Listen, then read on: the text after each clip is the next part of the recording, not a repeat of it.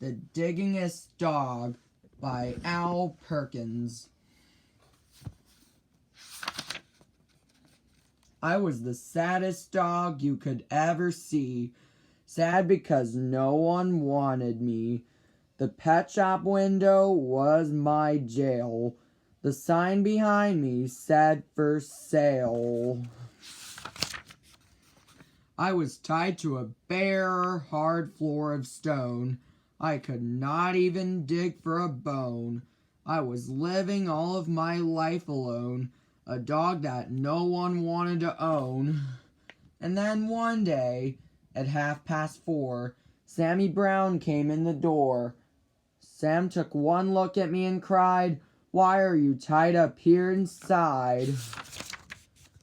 I've always wanted a dog like you, so I'll tell you what I'm going to do. I'll take you out to the farm with me. You'll play outdoors where you should be. I felt as happy as a pup when Sam paid the man and picked me up. He rubbed my ears. He scratched my head. "I think I'll call you Duke," he said. Sam gave me a collar. He gave me a lead. We left that shop at tremendous speed. We went a long way out of town. We came to the farm of Sammy Brown. It was the nicest place I'd ever seen. A pretty white house and a field of green. And in the shade of the apple tree, a special doghouse just for me. Next morning, while Sam did his chores, he let me run and play outdoors. I'd never played outdoors before. I'd always lived on that hard floor. I'd never run on nice soft ground. Now I barked with joy as I ran around. Sam looked at me and scratched his head. "Duke, you need some friends," he said. He blew his whistle. He blew a blast, and many dogs came running fast. I'd never met a dog before. Now I was meeting 6 or more. They walked around and looked at me. They looked me over carefully. Then at last I heard them say, "He's one of us. He'll be okay." One dog, who wasn't very big, suddenly began to dig. The others started digging too, but that was something I could not do. I'd never learned to dig in that store. How could I, on that hard stone floor? I tried to dig, but alas, I couldn't. I wiggled my paws. My paws just wouldn't. I fell on my ear. I fell on my face. I fell on myself all over the place. The other said, "Duke may be big, but he's no good. He cannot dig." They stuck their noses in the air. They walked away. They left me there. "I'll teach you, Duke," cried Sammy Brown. "I'll show you how to dig deep down." He crouched beside me. With his hand, he dug a hole in a pile of sand. I tried it too, but still I couldn't. I wiggled my paws. My paws just wouldn't. I'd never learn to dig in that store. How could I, on that hard stone floor? Sammy sighed. I almost cried. My eyes and nose were full of dirt. My paws and claws and elbows hurt. I had a pain across my back. I knew I'd never get the knack. Sam felt sad, and I felt bad.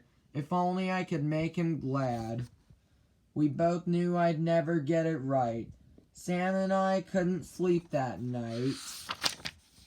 So, when the sun rose in the sky, I thought I'd give it one more try. I wiggled one paw. I saw it could. I wiggled the other. I saw it would.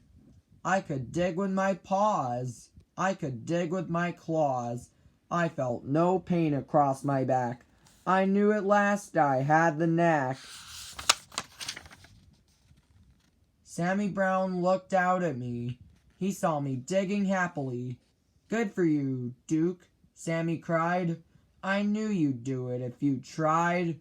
So I dug farther. I dug faster. I dug and dug to please my master. I dug up grass. I dug up weeds. I dug up daisies. I dug up seeds. I dug up the fence. I dug up the gates. I dug up the garden of Mrs. Thwaites. I dug up the rooster. I dug up the hens. I dug up the sheep and pigs in their pens. I dug and dug. I couldn't stop. I dug up the barber in his shop. I dug up Mr. Rodney Thayer, sitting in the barber's chair. I dug my way right through the town. I dug a lot of buildings down. I was having so much fun. I dug up Highway 81.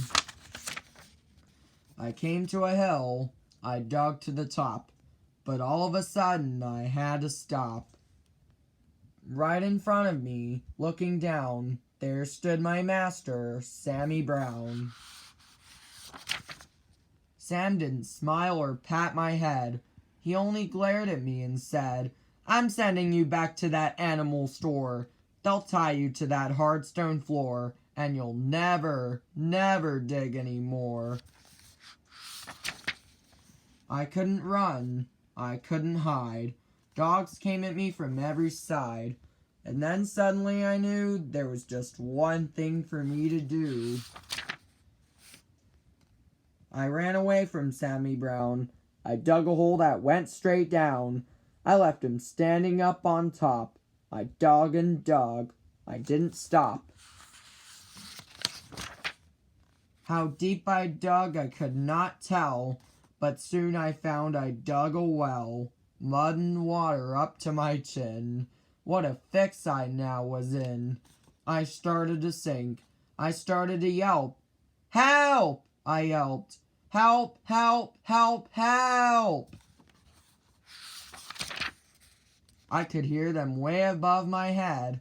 I could hear every word they said. One dog growled, "He wrecked our town. This serves him right. Just let him drown." But Sam cried, "Duke, you've been bad. You've made me sad instead of glad. But we're not going to let you die. We'll get you out. At least we'll try."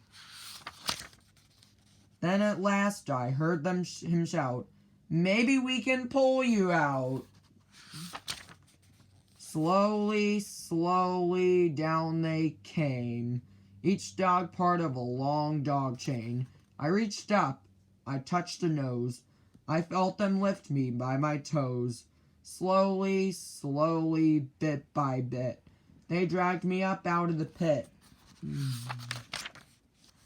I thanked the dogs and Sammy Brown, and then I started back toward town. I knew I had to dig once more to fix things up as they were before. That's what I did. I dug back gates. I dug back the garden of Mrs. Thwaites.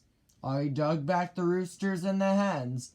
I dug back all the pigs in their pens. I dug all day in the summer sun. I dug back Highway 81. I dug back everything in town, everything that I'd knocked down. Today when I dig, well, I'm careful now. I'm useful too.